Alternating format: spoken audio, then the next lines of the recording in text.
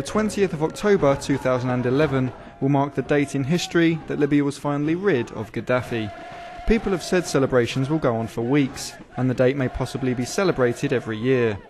Now the momentous news has had time to sink in, Libyans finally have a chance to contemplate what this means for their future. We wish all Libyan people a brighter future. They have suffered injustice for 42 years.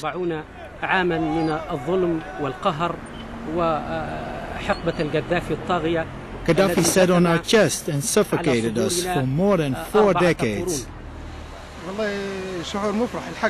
I feel happy about the fall of the dictator. It's a joy I cannot describe. The taste of freedom, and we can now finally feel the wind of change for Libya. Hopefully peace and freedom will be spread all over Libya. We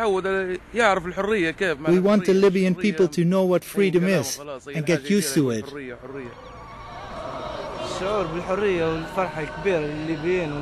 It's the feeling of freedom and great happiness for Libya.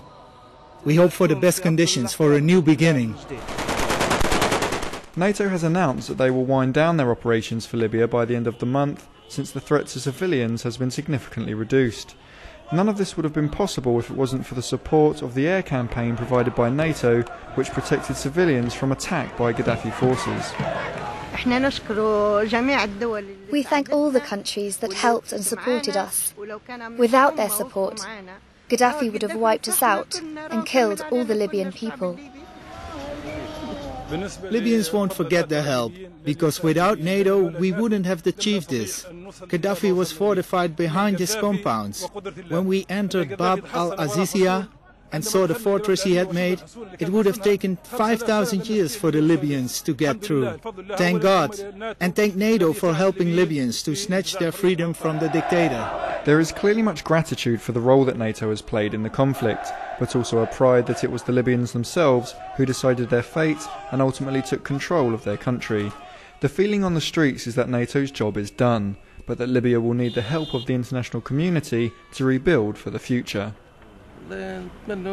I hope they will still help us, because we consider ourselves a new country which must rebuild itself. Qadhafi has left nothing to Libya.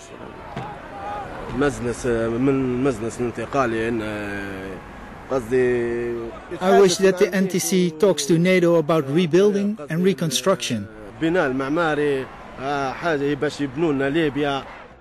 National Transitional Council de facto Prime Minister Mahmoud Jibril confirmed recently that elections in Libya would be within 8 months, the first democratic election in over 50 years. The pressure is on as people will want to see changes, proving that the struggle over the last 9 months has been worth it.